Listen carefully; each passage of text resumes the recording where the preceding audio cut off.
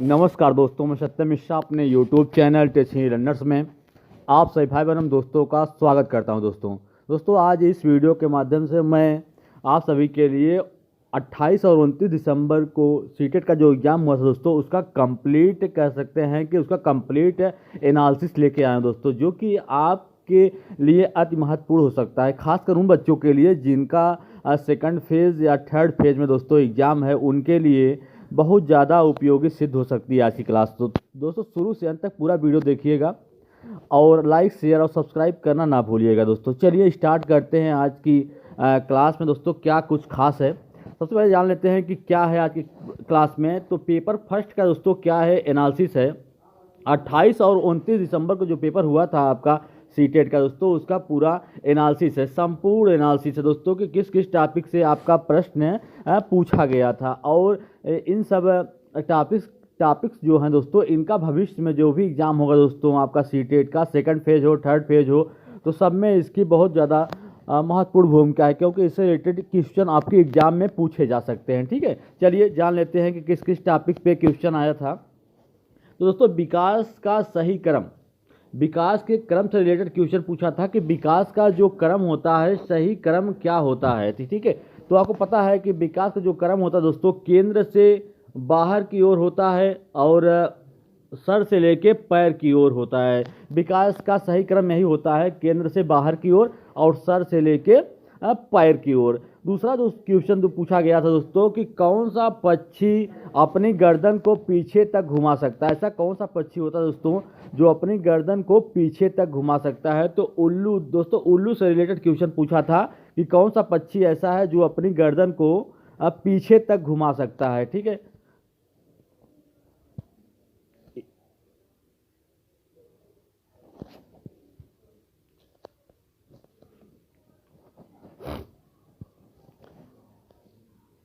और दोस्तों next question क्या था कि तमिलनाडु, दोस्तों तमिलनाडु के निकटवर्ती राज्य पूछ रहा था। ये दोस्तों मैप से रिलेटेड क्वेश्चन था कि तमिलनाडु के निकटवर्ती राज्य कौन सा है। ठीक है, तो पता है कि तमिलनाडु के निकटवर्ती जो राज्य हैं क्या है, आंध्र प्रदेश है, कर्नाटक है और केरल है। ठीक है, तो और आगे चलिए दोस्तों, क्या पूछा गया था कि कलचिड़ी, कलचिड़ी क्या है दोस्तों, कलचिड़ी क्या है। कलचिड़ी एक क्या है कि इंडियन रोबिन नामक एक पक्षी है जो अपना घोंसला जमीन पर पड़े पत्थरों के बीच में। दोस्तों ये पक्षियों से रिलेटेड क्वेश्चन था कि कलचिड़ी क्या है, एक पक्षी है जो अपना घोंसला जमीन पर पड़े पत्थरों के बीच खाली जगहों में बनाती है। ठीक है, और तथा उसी में वो अंडा भी देती है। तो कलचिड़ी से रिलेटेड, पक्षियों से रिलेटेड भी क्वेश्चन आपके एग्जाम में पूछा गया था।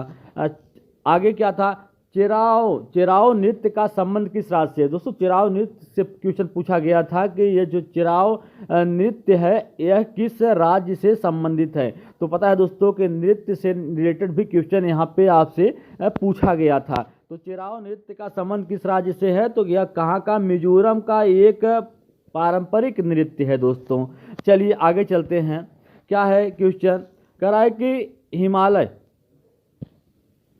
क्या क्वेश्चन है कि हिमालय की राजधानी, हिमालय प्रदेश की जो राजधानी दोस्तों क्या है, हिमालय प्रदेश की राजधानी क्या है। तो हिमालय प्रदेश की जो राजधानी दोस्तों, गर्मियों में शिमला, गर्मियों में उसकी राजधानी क्या है, शिमला है, और सर्दी में धर्मशाला इसकी दूसरी राजधानी है दोस्तों। चलिए दोस्तों, क्या है, हिमाचल प्रदेश की राजधानी से रिलेटेड क्वेश्चन पूछा था कि गर्मी में हिमाचल प्रदेश की जो राजधानी है वो क्या है, शिमला है, और सर्दी में धर्मशाला इसकी राजधानी है। चलिए आगे चलते हैं, बंगाल की खाड़ी के किनारे बसे राज्य। दोस्तों ये भी आपका मैप से ही रिलेटेड क्वेश्चन पूछा था कि आपको बता दें कि मैप जो है बहुत ज़्यादा इंपॉर्टेंट है दोस्तों। मैप को आपको पूरा दोस्तों मैप पूरा पढ़ लीजिएगा, क्योंकि इससे रिलेटेड क्वेश्चन भर भर के एग्जाम में आ रहा है। ठीक है, तो क्या है कि बंगाल की खाड़ी के किनारे बसे राज्य उड़ीसा, आंध्र प्रदेश और तमिलनाडु जो है दोस्तों क्या है, इसके किनारे बसे हुए हैं। बंगाल की खाड़ी के किनारे बसे राज्य जो है वो उड़ीसा है, आंध्र प्रदेश और तमिलनाडु है। चलिए, और रेड डेटा बुक से रिलेटेड क्वेश्चन पूछा था कि रेड डेटा बुक क्या होती है। तो रेड डेटा बुक आपको पता है दोस्तों, ऐसे जीव जो विलुप्ति के कगार पे हैं उनका डेटा स्टोर किया जाता है रेड डेटा बुक में। ठीक है, चलिए पूछा था आगे असम के घरों के दोस्तों घर के रिलेटेड दोस्तों क्वेश्चन, आवास से भी क्वेश्चन आया था, क्योंकि जो पर्यावरण की थीम है दोस्तों उसमें आवास भी शामिल है, तो आवास से भी रिलेटेड क्वेश्चन यहाँ पे पूछा गया था कि असम की में घर बने होते हैं, असम में जो घर होते हैं दोस्तों वो किस तरीके से बने होते हैं। तो असम के जो घर होते हैं वो लकड़ी और बांस दोस्तों, बांस और लकड़ी के बने हुए घर होते हैं। ठीक है, चलिए आगे क्या क्वेश्चन पूछ रहा है, मध्य प्रदेश के निकटवर्ती राज्य कौन से हैं। उत्तर प्रदेश के छत्तीसगढ़, महाराष्ट्र, गुजरात और राजस्थान जो हैं वो मध्य प्रदेश के निकटवर्ती राज्य हैं। आगे क्वेश्चन क्या है कि वृद्धि और विकास से संबंधित दोस्तों क्वेश्चन आपके एग्जाम पूछा था कि वृद्धि और विकास से रिलेटेड क्वेश्चन आपके परीक्षा में पूछ लिया था कि अब बाल्यावस्था, शैशवावस्था, किशोरावस्था दोस्तों इन सब से रिलेटेड क्वेश्चन पूछा गया था। वृद्धि और विकास में दोस्तों इन्हीं से रिलेटेड क्वेश्चंस आते हैं। ठीक है, आगे क्या था, जेंडर से भी संबंधित क्वेश्चन, जेंडर रूढ़िबद्धता दोस्तों जो है आपका चैप्टर जिसमें आपको लैंगिकता को महत्व दिया गया है दोस्तों, उससे भी रिलेटेड क्वेश्चंस आपके एग्जाम में पूछे गए थे। ठीक है, उसके अलावा मधुबनी पेंटिंग से भी क्वेश्चन पूछा गया था कि मधुबनी पेंटिंग दोस्तों कहाँ की प्रसिद्ध है। तो आपको बता दें कि मधुबनी पेंटिंग जो है बिहार राज्य में दोस्तों, ये बिहार के लिए प्रसिद्ध है। लेकिन इसकी खास बात क्या है दोस्तों, आपको बता दें कि मधुबनी जो पेंटिंग होती है ये पिसे हुए चावल के घोल से और उसमें रंग मिला के दोस्तों इसका निर्माण या ये दीवारों पे बनाया जाता है दोस्तों। उसमें किसके चित्र होते हैं, मनुष्य के साथ साथ जानवरों के भी चित्र उसमें सम्मिलित रहते हैं। ठीक है, इसके अलावा विटामिन से भी क्वेश्चन पूछा था कि विटामिन सी में पाया जाता है कि विटामिन सी पाया जाता है, विटामिन सी किस में पाया जाता है दोस्तों। तो आपको पता है कि विटामिन सी जो होता है किस में पाया जाता है, खट्टे पदार्थों पाया जाता है। विटामिन सी की कमी से स्कर्वी रोग होता है दोस्तों, ये भी पता है आपको। और विटामिन ए की कमी से क्या होता है, विटामिन ए की कमी से रतौंधी रोग होता है। विटामिन बी की कमी से बेरी रोग होता है। ठीक है, और दोस्तों कभी कभी पूछ लेता है कि कौन सा विटामिन ऐसा है जो कि जल में घुलनशील होता है। तो बता दें दोस्तों कि विटामिन बी और सी जो होते हैं वो क्या होते हैं, जल में घुलनशील होते हैं। इसके अलावा जो भी विटामिन बच जाता है सभी क्या होते हैं, वसा में घुलनशील होते हैं। ठीक है, तो विटामिन सी दोस्तों आपको पता है खट्टे पदार्थों में पाए जाते हैं। देखिए, और आगे कीट से भी रिलेटेड क्वेश्चन पूछा गया था कि सामाजिक कीट कौन से होते हैं। तो सामाजिक कीट में दोस्तों आपको बता दें कि चींटी, मधुमक्खी, तैतैया ये सभी क्या होते हैं दोस्तों, सामाजिक कीट में के अंतर्गत आते हैं। ठीक है, फिर भी अगर आपसे अगर आपका सेकंड फेज में एग्जाम है दोस्तों, अगर आपसे पूछ लिया कि सामाजिक कीट कौन सा है तो आपको पता होना चाहिए चींट, मधुमक्खी और तैतैया।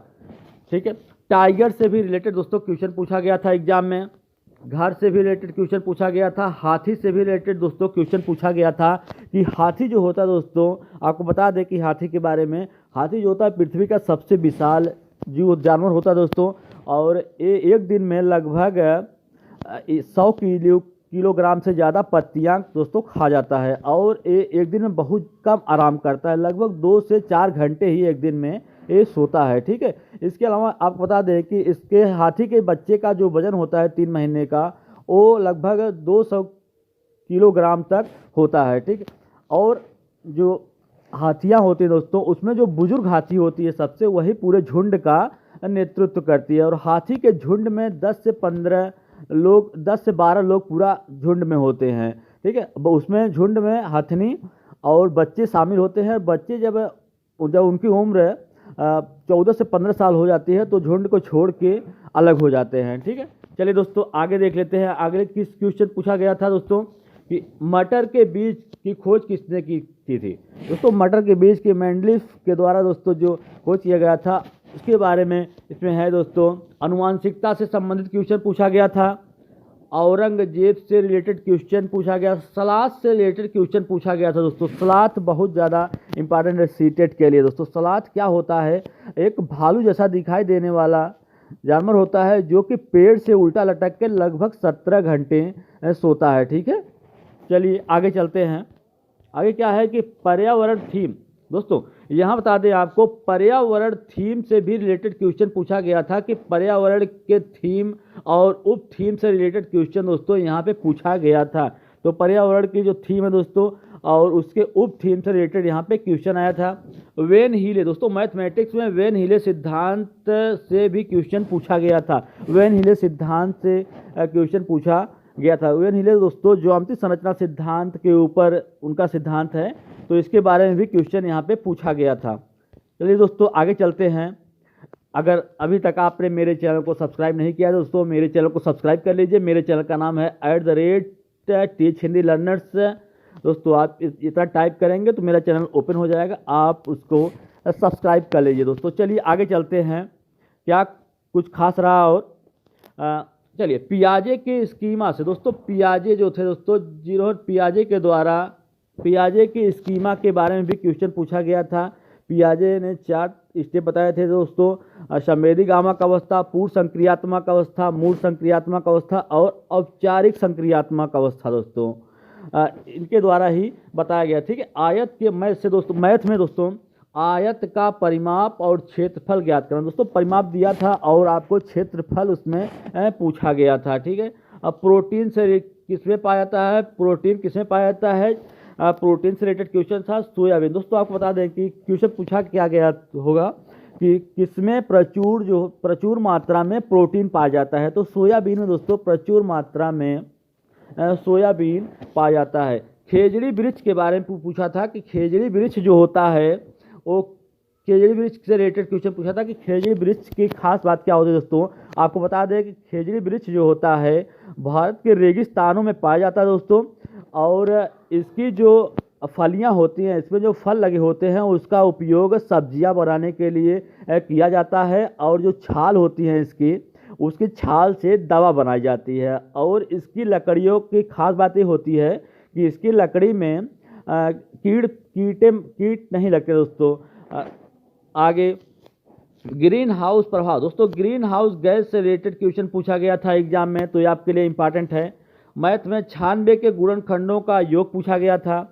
पर्यावरण के थीम जल के बारे में पूछा गया था। मडगांव से लेकर नागरकोल की दूरी पूछी गई थी। एनसीएफ 2005 दोस्तों और नई शिक्षा नीति से दोस्तों भर के क्वेश्चन आ रहे हैं। लगभग 6 क्वेश्चन दोस्तों प्रत्येक शिफ्ट में पूछा गया है। एनसीएफ और नेशनल एजुकेशन पॉलिसी 2020 से रिलेटेड क्वेश्चन पूछे गए हैं। ठीक है, हिंदी में दोस्तों क्या खास रहा, हिंदी में प्रत्यय से रिलेटेड क्वेश्चन पूछा गया था। सूर्योदय में संधि विच्छेद, सूर्य प्लस उदय होता है दोस्तों, संधि विच्छेद पूछा गया था। आगे देखिएगा, कह रहा है कि सकल मोटर कौशल क्या होता है दोस्तों। सकल मोटर कौशल का उदाहरण क्या है, तो दौड़ना जो होता है दोस्तों क्या होता है, सकल मोटर का उदाहरण होता है। नई शिक्षा नीति से जो क्वेश्चन दोस्तों पूछा गया था, नई शिक्षा नीति की संरचना से रिलेटेड क्वेश्चन पूछा गया था कि नई शिक्षा नीति जो है उसकी संरचना क्या है। तो आपको बता दें कि उसकी जो संरचना है 5+3+3+4 है। ठीक है, भावनाओं का उदाहरण क्या होता है, भावनाओं का उदाहरण क्या होता है, क्रोध, डर और प्यार जो होती दोस्तों ये क्या होती हैं, भावनाओं के उदाहरण होती हैं। ठीक है, कौन सा पक्षी अपनी गर्दन को पीछे तक घुमा सकता है, उल्लू होता है। विकास का सही क्रम क्या था दोस्तों, केंद्र से बाहर की ओर और सर से लेके पीछे की ओर दोस्तों। ये सभी क्वेश्चन मोस्ट इंपॉर्टेंट है क्योंकि आपके जो 28 और 29 दिसंबर को एग्जाम हुआ था दोस्तों, इन सब से रिलेटेड क्वेश्चन पूछा गया। पूरी उम्मीद भी है कि आगे जो फेज के एग्जाम होंगे दोस्तों सीटेट के, उसमें भी पूछा जाएगा। ठीक है, चलिए आगे चलते हैं। आगे देखिएगा दोस्तों, रेड डेटा बुक के बारे में पूछा गया था। खेजड़ी वृक्ष नामक कहाँ पर, खेजड़ी नामक जो स्थान है दोस्तों उसके बारे में पूछा गया था कि कहाँ पे है खेजड़ी वृक्ष से दोस्तों, तो क्वेश्चन पूछा गया था। और खेजड़ी नामक स्थान राजस्थान के जोधपुर में दोस्तों, जोधपुर के खेजड़ी कहाँ पे स्थित है, जोधपुर के एक खेजड़ी नामक गांव में स्थित है। ठीक है, कोप्पा दोस्तों, कोरोना वायरस जो था दोस्तों उससे भी रिलेटेड क्वेश्चन आपके एग्जाम में देखने के लिए मिला कि कप्पा क्या है, यह एक कोरोना वायरस का वेरिएंट है दोस्तों। मलेरिया रोग उपचार में दोस्तों क्या किया जाता है, मलेरिया रोग उपचार में किस पेड़ की छाल का उपयोग किया जाता है। शिकोना जो होता है दोस्तों उसकी पेड़ की छाल का उपयोग मलेरिया रोग के उपचार में किया जाता है। वन संरक्षण अधिनियम 1950 क्या है, यह अधिनियम किसके द्वारा जारी किया गया था राजेंद्र प्रसाद द्वारा और जवाहरलाल नेहरू द्वारा इसको अभियान को चलाया गया था। दोस्तों वन संरक्षण अधिनियम जो 1950 है, यह अभियान डॉक्टर राजेंद्र प्रसाद और जवाहरलाल नेहरू द्वारा एक अभियान चलाया गया था। ग्रीन हाउस गैस में दोस्तों कौन कौन सी गैस होती हैं, आपको बता दें कि ग्रीन हाउस से रिलेटेड क्वेश्चन पूछा गया था और आगे भी आपके सीटेट एग्जाम में पूछा जाएगा। ठीक है, green house gas nitrous oxide होता है, क्लोरोफ्लोरोकार्बन होते हैं, कार्बन डाइऑक्साइड होता है। ये सभी क्या होते हैं दोस्तों, ग्रीन हाउस गैस होते हैं। ठीक है, चिपको आंदोलन की शुरुआत कहाँ से हुई थी दोस्तों, उत्तराखंड से हुई थी। तो चिपको आंदोलन कब चलाया गया था, तो 1973 ईस्वी में चिपको आंदोलन चलाया गया था। कब, 1973 ईस्वी में। असम के घर के बारे में पूछा गया था, बांस और लकड़ी से बने होते हैं। मध्य प्रदेश के निकटवर्ती उत्तर प्रदेश, छत्तीसगढ़, महाराष्ट्र, गुजरात और राजस्थान। वृद्धि और विकास से रिलेटेड दोस्तों क्वेश्चन पूछा गया था। चलिए आगे चलते हैं।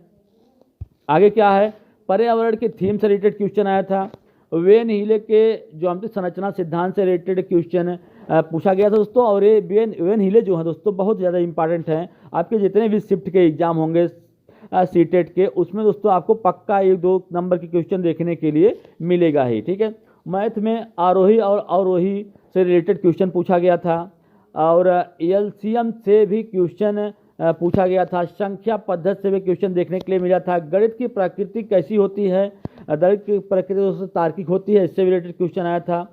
त्रिभुज से दोस्तों भी क्वेश्चन आपके मैथ में पूछा गया था। बहुभाषिता से भी प्रश्न आपके आए थे दोस्तों हिंदी में देखने के लिए। बहुभाषिता से क्वेश्चन देखने के लिए मिला था। भाषा कौशल के उद्देश्य क्या होते हैं दोस्तों, समास, संधि, विलोम, पर्यायवाची। दोस्तों ये सभी इंपॉर्टेंट हैं आपके सीटेट एग्जाम की दृष्टि से, क्योंकि इनसे रिलेटेड क्वेश्चन एग्जाम में पूछ रहा है कि समास, संधि, विलोम, पर्यायवाची, प्रत्यय, उपसर्ग। दोस्तों ये सभी क्या हैं आपके, जो वही पैराग्राफ दोस्तों जो पूछता है उसी में इससे रिलेटेड क्वेश्चन पूछते हैं, चाहे गद्य हो चाहे पद्य हो दोस्तों, उन्हीं में समास, विलोम, पर्यायवाची, प्रत्यय, उपसर्ग, उन्हीं से रिलेटेड सब आता है। ठीक है, पठन संबंधित विकार। दोस्तों अगर किसी को पढ़ने संबंधित विकार है या लिखने संबंधित विकार है या कोई समस्या दोस्तों, तो वो किस प्रकार के में आता है। जैसे किसी को अगर लिखने में समस्या है तो डिसलेक्सिया आती है, लिखने में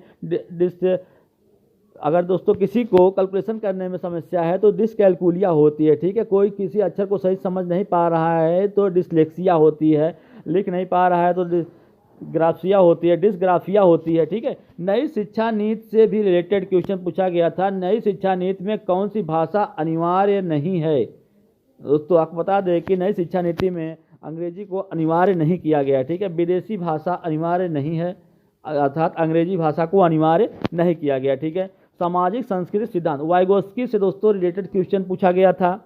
राष्ट्रीय में प्रत्यय कौन से है, ई प्रत्यय है दोस्तों। ग्राहक कौशल से क्वेश्चन पूछा गया था। नोम चोमस्की से रिलेटेड दोस्तों 2 प्रश्न आए थे, देखने के लिए मिला था।